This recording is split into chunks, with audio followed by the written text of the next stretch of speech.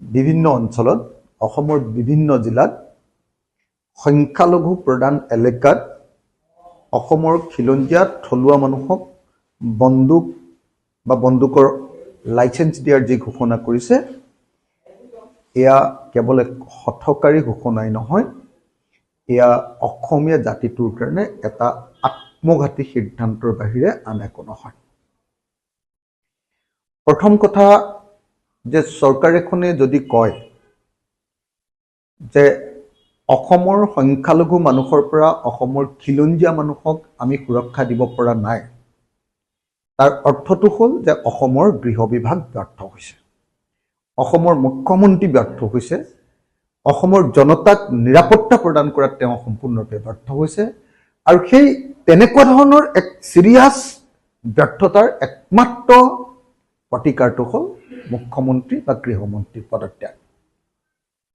সেইকাৰণে আমাৰ স্পষ্ট কথাটো হ'ল যদি সঁচাকে চৰকাৰে নিৰাপত্তা দিব নোৱাৰে তেতিয়াহ'লে চৰকাৰে পদত্যাগ কৰক, মুখ্যমন্ত্ৰীয়ে পদত্যাগ কৰক। দ্বিতীয় কথাটো হ'ল যে অসমৰ মুখ্যমন্ত্ৰীয়ে আচলতে এনেকৈ বন্দুকৰ লাইসেন্স দিম বুলি কৈ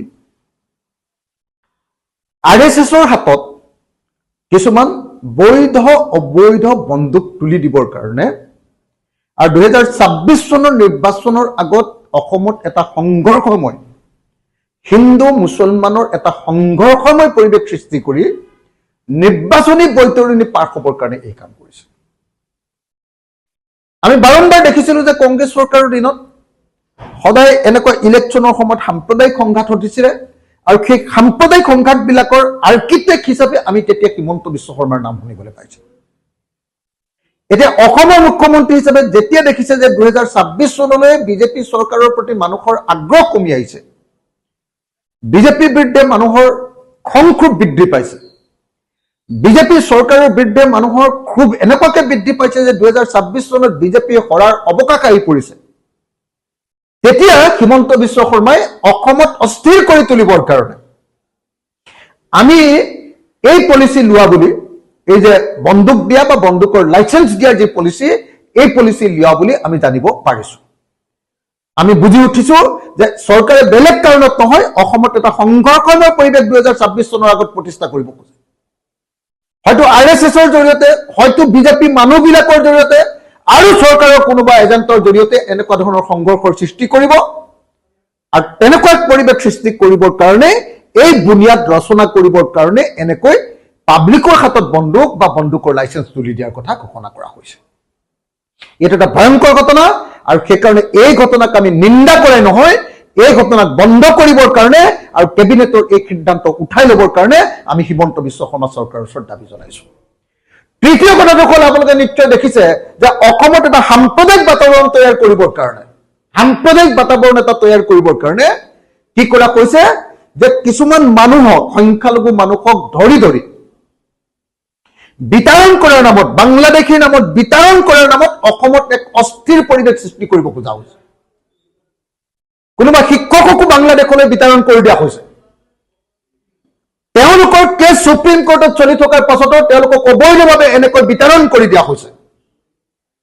তাৰ অৰ্থটো হ'ল যে অসমৰ সংখ্যালঘু মানুহক ভয় খুৱাব খুজিছে, অসমৰ সংখ্যালঘু হিন্দু মানুহবিলাকক উত্তেজিত কৰিব খুজিছে, আকৌ এটা নতুন বিদেশীৰ এটা পৰিৱেশ, এটা বিদেশী আহিছে বিদেশী অসমখন খাব, এটা এনেকুৱা ধৰণৰ এটা উত্তেজিত পৰিৱেশ তৈয়াৰ কৰিবৰ কাৰণে চেষ্টা কৰা দেখা গৈছে। তৃতীয়তে আমি দেখিবলৈ পাইছো যে কিছুমান সংগঠনৰ জৰিয়তে থলুৱা আৰু বহিৰাগত, খিলঞ্জীয়া আৰু বহিৰাগতৰ মাজত এটা সংঘাত লগাবৰ কাৰণে যত্ন কৰিছে চৰকাৰে, যত্ন লৈছে। চৰকাৰে চেষ্টা কৰিছে উজনি অসমৰ কোনো ঠাইত সংঘাত লগাবৰ কাৰণে কিছুমান সংগঠনৰ নেতাক, বিশেষ কিছুমান সংগঠনৰ নেতাক ব্যৱহাৰ কৰি উজনি অসমখন অস্থিৰ কৰিবৰ কাৰণে যত্ন কৰিছে আৰু নামনি অসমখন অস্থিৰ কৰিবৰ কাৰণে তেওঁলোকে সংখ্যালঘুক ধৰি ধৰি আপোনাৰ তেওঁলোকৰ নাগৰিকত্ব পৰীক্ষা নকৰাকৈ সংখ্যালঘুক ধৰি ধৰি আপোনাৰ বাংলাদেশলৈ পঠাই দিয়া এটা উত্তেজনাৰ সৃষ্টি কৰিব খুজিছে। আৰু তৃতীয়তে অসমৰ সংখ্যালঘুৰ এই উত্তেজনাৰ সময়খিনিত সংখ্যাগুৰু, আমাৰ পিনে সংখ্যাগুৰু কিন্তু তাত আকৌ খিলঞ্জীয়া কিন্তু সংখ্যালঘু আমাৰ অসমৰ খিলঞ্জীয়া থলুৱা মানুহৰ হাতত বন্দুক তুলি দি অসমত এটা ভয়ানক সংঘৰ্ষৰ পিনে ঠেলি লৈ যাব খুজিছে বিজেপি চৰকাৰে। সেইকাৰণে এইটো এটা ভয়ংকৰ ঘটনা। এই ঘটনাই অসমত তেজৰ নৈ বুৱাই দিব পাৰে। এই ঘটনাই অসম আকৌ অস্থিৰ কৰি তুলিব পাৰে। আৰু সেইকাৰণে আমি দাবী উত্থাপন কৰিছো যে অসম চৰকাৰৰ কালিৰ যিটো কেবিনেটৰ সিদ্ধান্ত এইটো বাতিল কৰিব লাগে। আৰু যদি চৰকাৰে সঁচাকেই অসমৰ নাগৰিকক নিৰাপত্তা দিব নোৱাৰে তেতিয়াহ'লে চৰকাৰে পদত্যাগ কৰিব লাগে।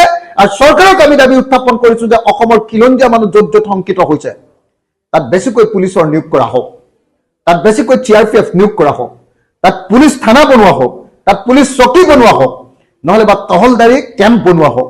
কিন্তু এনেকৈ পাব্লিকৰ হাতত বন্দুক তুলি দি বিশেষকৈ RSS আৰু বিজেপিৰ মানুহবিলাকৰ হাতত আৰু হিন্দুত্ববাদী কিছুমান মানুহৰ হাতত বন্দুক তুলি দি অসমত যাতে ভয়াৱহ অগ্নিময় পৰিস্থিতি এটা সৃষ্টি নকৰে তাৰ কাৰণে আমি হিমন্ত বিশ্ব শৰ্মাক সকীয়াই দিছো।